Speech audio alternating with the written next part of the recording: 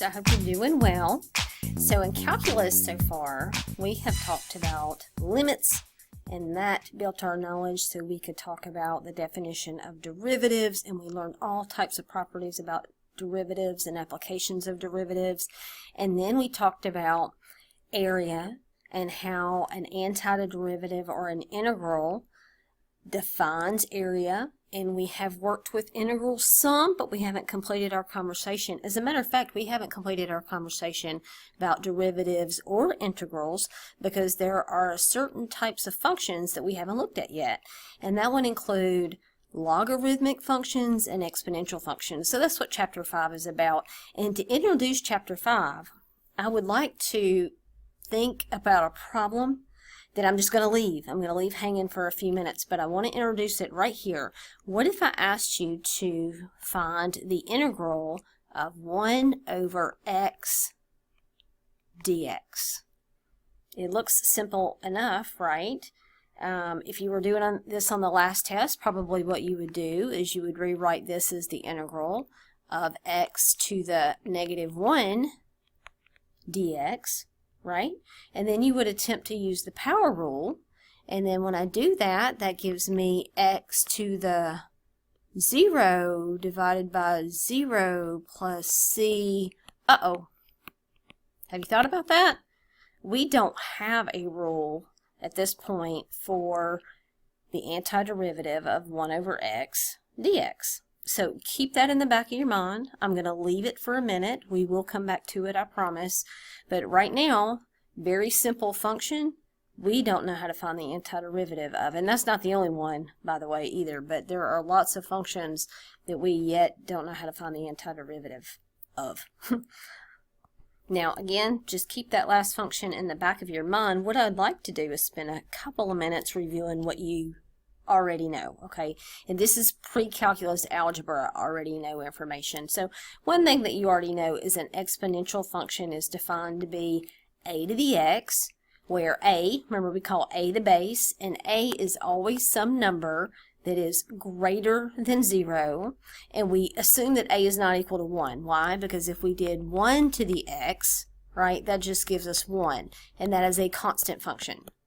So we would rather the base be something other than 1, and it needs to be positive.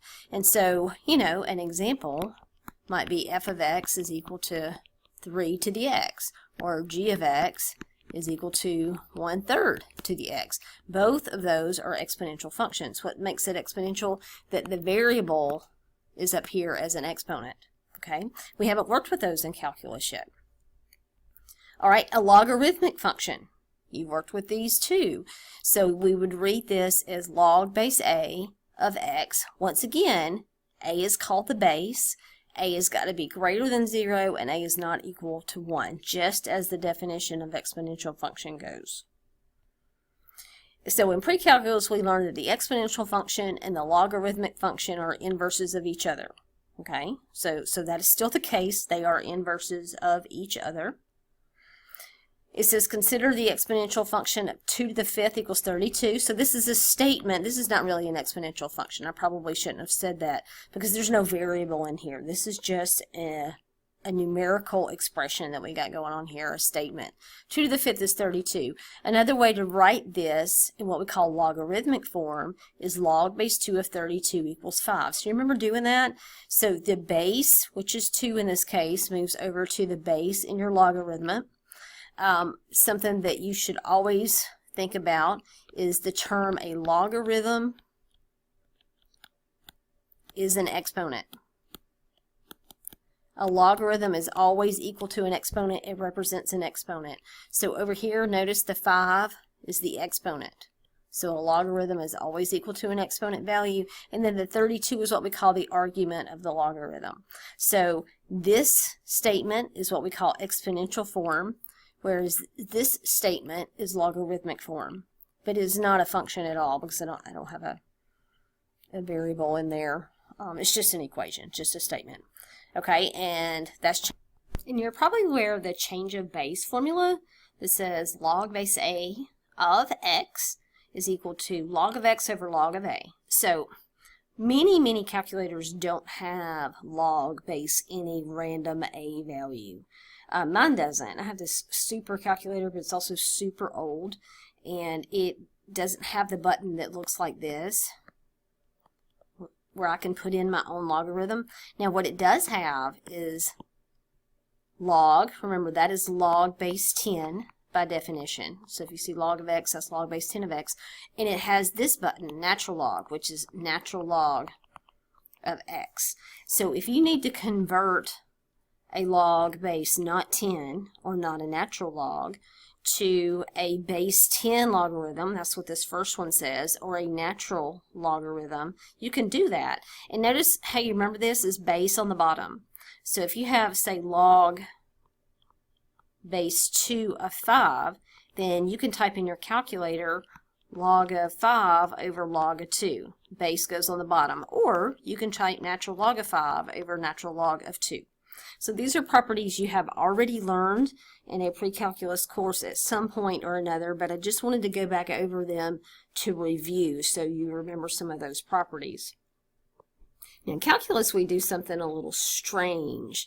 We define the logarithm function completely different than we did in a pre-calculus class, but I want you to realize that no matter the definition, a natural logarithm is a natural logarithm. It's the same function that you worked with in pre-calculus, but with a really brand new definition. So you ready for that? So first the definition is this: the natural log of x. You will often see, by the way, parentheses around the argument, and then sometimes you won't. So really just depends on what book you're looking at, who's given the problem, that sort of thing. So if you see with parentheses or not, that is the same function. But look how it's defined. It's defined as an integral from 1 to x of 1 over t dt.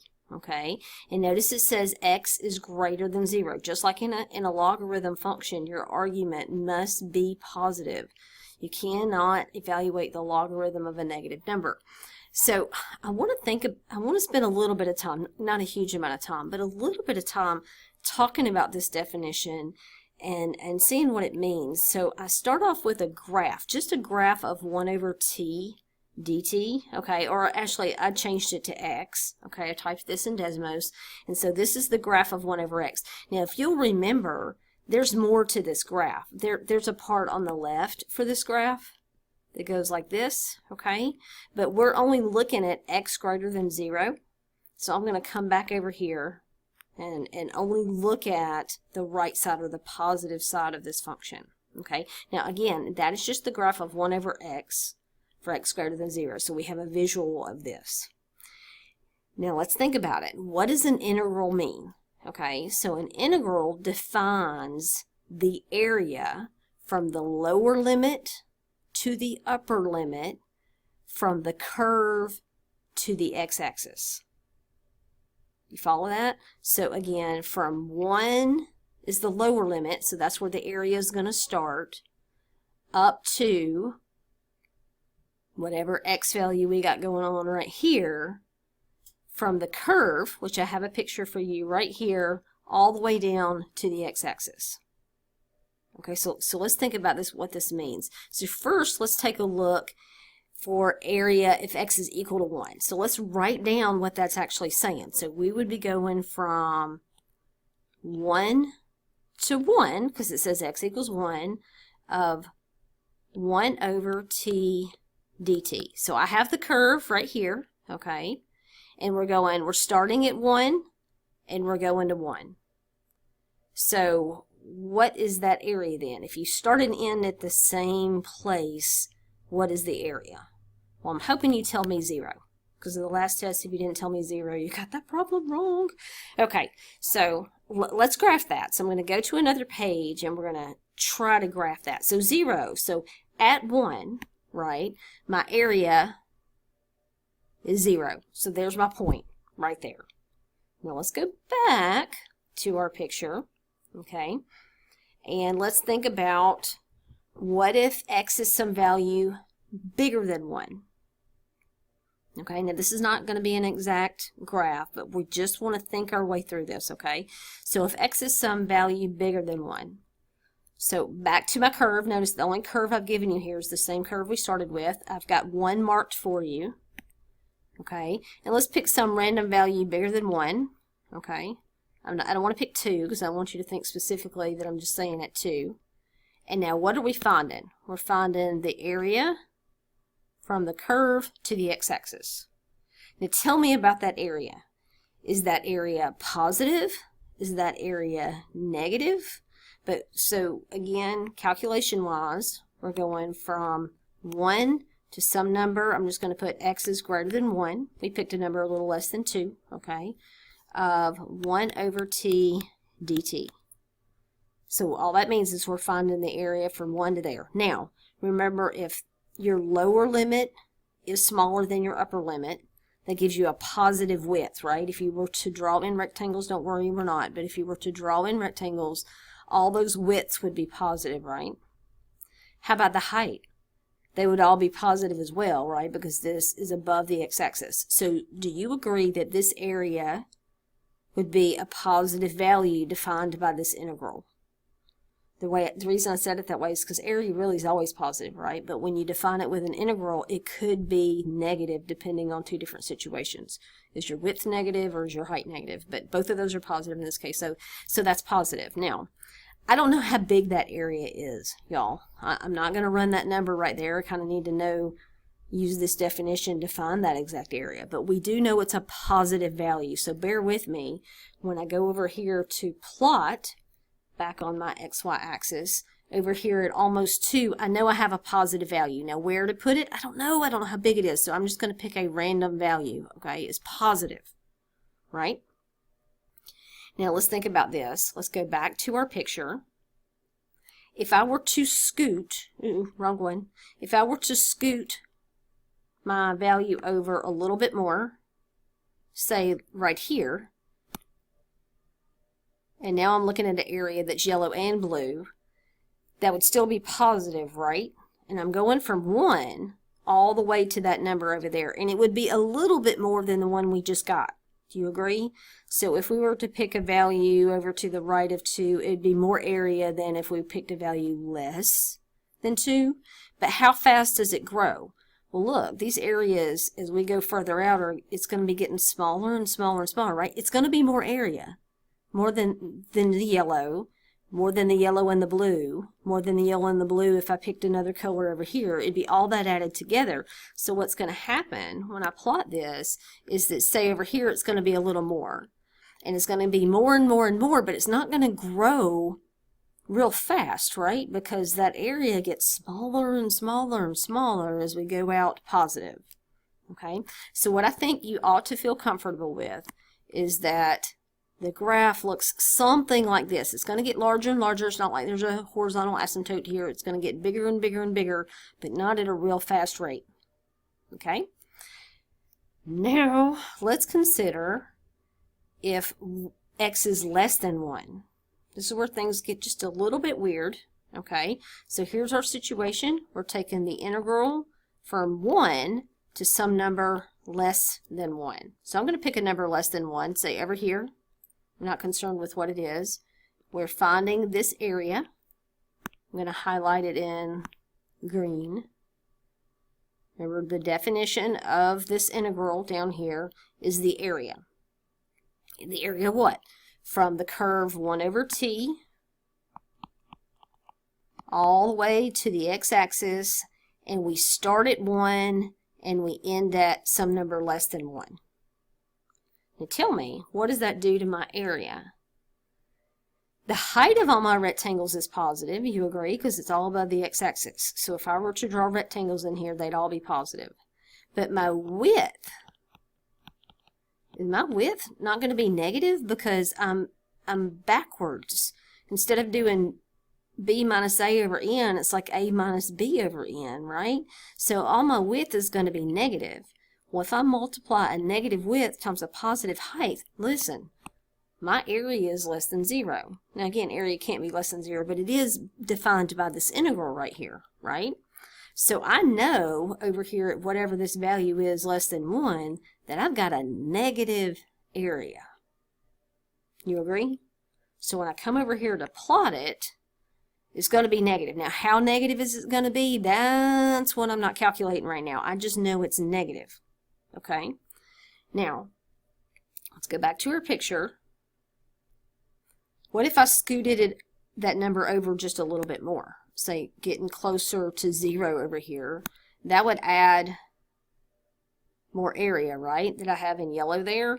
So that means more negative area too. So what's going to happen is this is going to be further down, and it's going to approach negative infinity, because when you look at this, the area just gets more and more and more and more. You add to it, but not quickly, but it's going to go to negative infinity. It's an infinite amount of area right there. You agree? But it's all negative. So as you get closer and closer to 0, that area goes further and further negative. Now, what we have here is a graph, sort of natural log of x. Okay, I know this point, the only correct, absolutely correct point is this one right here. The rest of these points I just randomly grabbed because I wanted to discuss positive area, negative area. But there's our function right there. Okay, so that defines it. And what I didn't do for you was graph the real natural log of x, which is disappointing, but y'all know what that looks like. And you could even graph it in your calculator if you have a graphing calculator, or go to Desmos and graph it. But basically, it's this general shape. Okay. So now that we have a definition for natural log, brand new definition that involves an integral, we want to talk about some properties of natural log. And these are properties you're already aware of. And also, these are going to come without proof right now. I want to discuss how you would prove it, but the problem is, to go in and prove it right now, we need to talk about some other things. And so you can't, it's not convenient to prove it now. We would have to prove it later after we learn some more stuff. So we're going to avoid proof and just discuss how you might prove it. So the first thing is the domain is 0 to infinity. Now, y'all, we had a graph of it just a minute ago, so I think it's pretty clear. Let's go back and look that the domain would be 0, not including the 0, okay, to infinity. And the reason is you can't plug in. You can't go from 1 to 0 because it's defined to be x is greater than 0. That's just part of the definition. So the domain is 0 to infinity. The range, I'll go back to our page in just a minute, is negative infinity to infinity. You know, the area in the negative direction goes down to negative infinity, and we talked about how this area would grow and grow and grow. It would continue to grow forever, just not at a fast rate, and all that has to do with area, right? Area from 1 to x of 1 over t dt.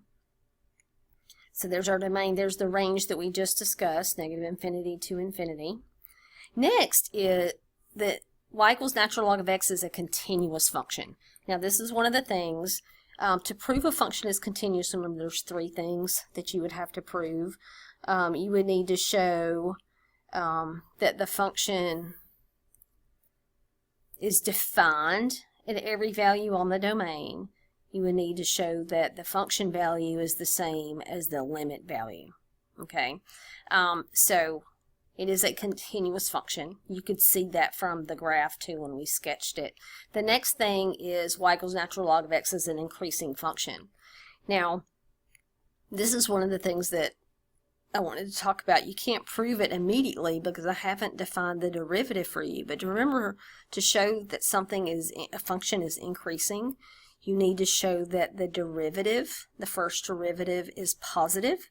So that's what you could do. You could show that the first derivative is positive, and then you would see you have an increasing function. You also clearly can look at the graph and tell from left to right, that's how you read that, the graph is rising, which means we have an increasing function. Okay? So there's our increasing function. Next, natural log is a one-to-one function. Remember, one-to-one means for each x there's only one y, and for each y there's only one x. So we definitely have a one-to-one function in this case. The next situation is that natural log of x has a concave downward graph. Now again, if you look at it, you'd have to trust me though, we have a concave downward graph. But remember how to show a graph is concave downward? Remember, you take the second derivative, right? You take the second derivative and show that the second derivative is, how do you do concave downward? Remember, the second derivative is less than 0. That shows that you have a concave downward graph. Now, there are more properties that you have learned before about natural log. Let's discuss a list here. First, natural log of 1 is equal to 0. We talked about why that was the case, right? We did it earlier. If you're finding the area under a curve from 1 to 1, it's going to be 0, right? Next, natural log of AB is natural log of A plus the natural log of B. This is properties of any logarithm, which, by the way, we have only defined natural logs, so there are no other logs that exist in our world right now, but we know they're there. Because a logarithm is an exponent, this property applies that if you have a product inside a logarithm, you can split it up. It's called expanding the logarithm. It splits into two separate logarithms. Another property, check this out, because a logarithm is an exponent, if you have natural log of a to the n, you can move the n in front, right? And so it's n natural log of a. Again, doesn't seem like a normal thing you would do in math and move an exponent in front and multiply, but because a logarithm is an exponent, it has these properties. And I know you know where the fourth one is going to be. It is if you have a quotient as your argument inside a logarithm, you split that up as subtraction. And again, because the logarithm is an exponent, and how do we handle exponents? So if you had, say, a to the n divided by a to the r, how do you handle those exponents? When you're dividing, it's a to the n minus r. And so that's that subtraction property right there. Now again, a reminder, these properties, these 4 properties listed here, as well as the ones above, can all be proven using this formal definition up here as natural log of x is an integral from 1 to x and 1 over t dt. I'm just kind of skipping some of those details to spare us both, okay? But if you're curious, let me know. We'll go into further detail. So I'd rather spend our time doing some problems, like in this case, expand the following logarithmic expressions. This is a skill you definitely need in calculus and in this section. So I want to expand this logarithmic expression. So we're using the properties down here. Okay, these 4 properties below, this will help us expand, especially 2, 3, and 4. So we know that if you multiply inside, you can write that as addition. If you have a power, an exponent inside, you can pull that in front and you have a product. And if you have a quotient inside, you can rewrite that as subtraction of 2 separate logs. So what do we have in that case? Well, we have an exponent, don't we? We can rewrite this expression as the natural log of a minus 1 to the 1/2 power. And that 1/2 you pull in front. It almost feels like you're taking a derivative. So 1/2 natural log of a minus 1, but it's just a property of logarithms. Y'all, that's as much expansion as you can do. You cannot split up a difference here. So don't say that's natural log of a minus natural log of 1. That's not the case at all. So if you're adding or subtracting as your argument inside your natural log, it stays that way. There's nothing else you can do with that problem. Now notice here, we have a product, so I can write that as 3 separate logarithms. So this would be the natural log of x plus the natural log of y plus the natural log of z squared. And I can do one more thing, because I have this exponent, I can pull that 2 in front. Now notice it only goes in front of its respective natural log. So you can't pull that in front first, because the 2 only applies to the z squared here. Now had the 2 applied to all of those, you can pull it in front first, but notice the 2 is only an exponent of your z, therefore it only goes in front of the z, and this is completely expanded. We cannot do anything else with that expression. Now condensing a logarithmic expression is also something that you need to be comfortable with, especially if you are solving equations involving logarithms. So in this case, the first thing I notice is this 3/2 really applies to all of these. Now you could distribute that inside right now, or you could wait. I think it's one less step to me to wait. So let's leave that 3/2 in front.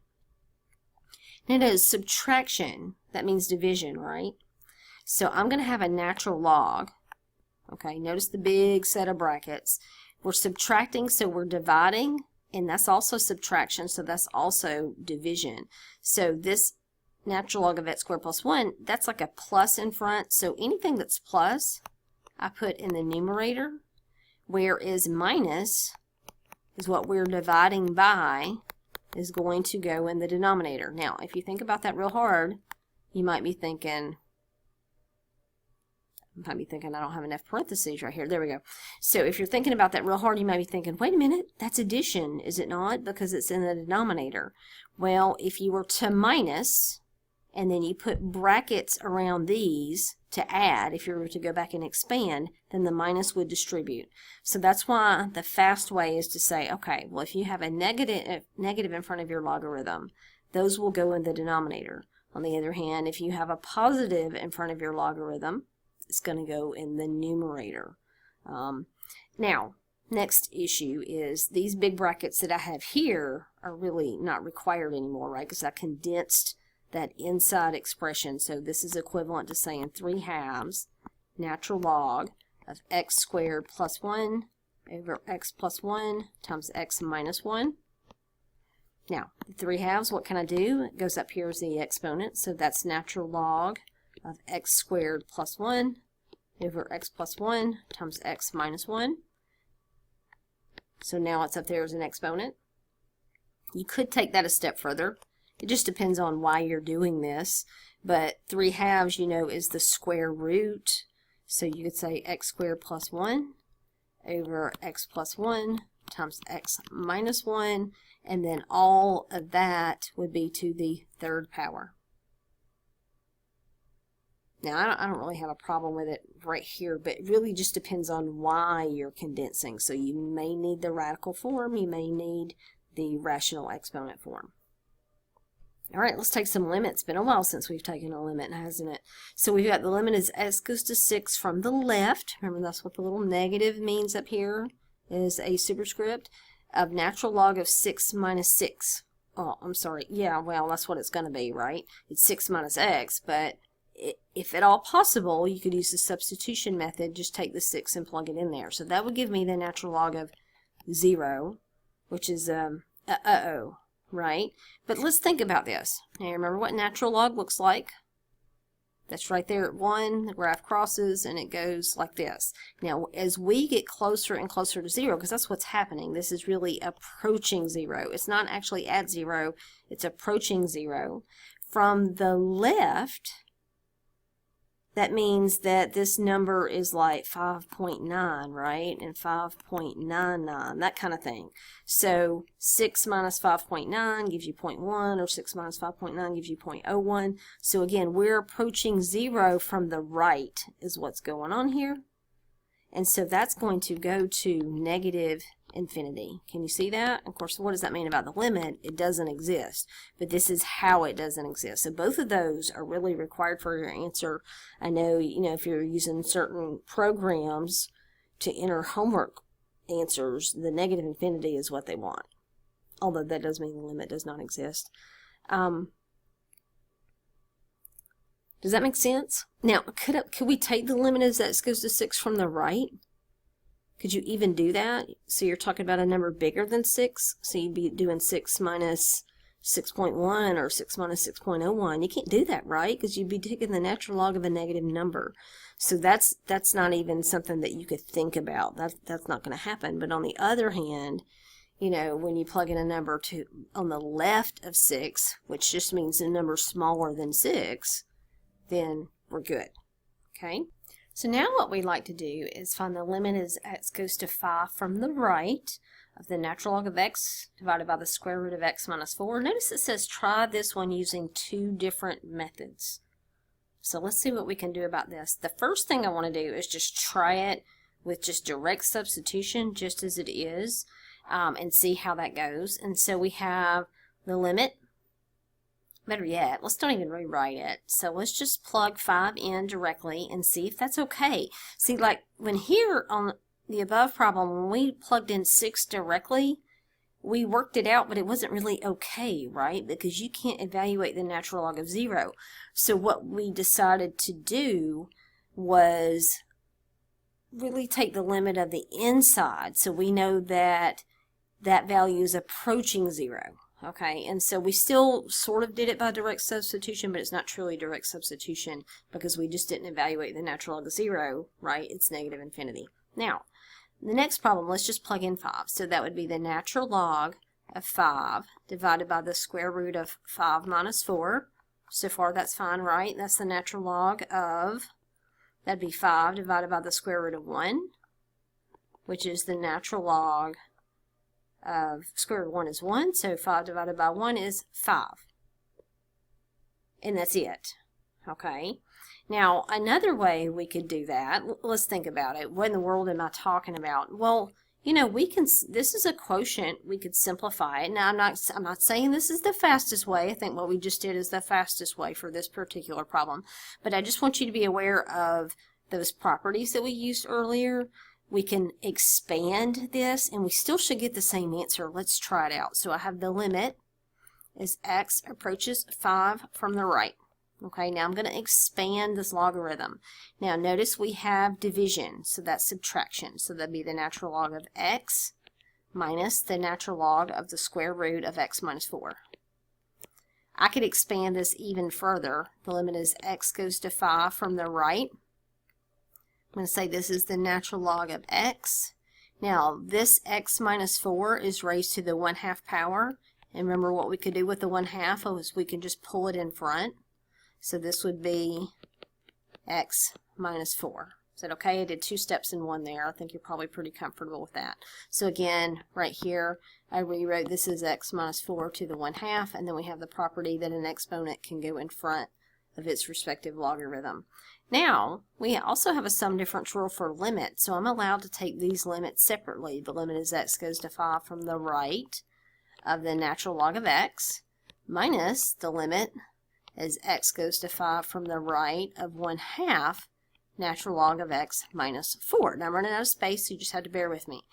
I'm going to plug 5 directly in this logarithm. There's nothing wrong with that. The natural log of 5 is an answer, a reasonable answer. Now we have a scalar multiple rule that says we can jump in here and recopy the 1/2 and take the limit here. And if I plug 5 directly in here, that'd be 5 minus 4. Right? Now, here we already have natural log of 5. That's done. Minus, that would be 1/2. Now, that'd be the natural log of 1. What's the natural log of 1, y'all? 0, right? So that's just 0. So that means my answer is still natural log of 5. Now, again, for this particular problem, it was so much easier to do it the first way. But the idea of doing it 2 different methods, I just wanted you to see that that expansion, which gives you an equivalent logarithm, or more than one, an equivalent expression, will result in the same limit. So you just do what you need to do for your particular problem. What I think I'd like to do is stop the video now and then come back for a part 2 that won't be very long, where we talk about derivatives of a logarithm.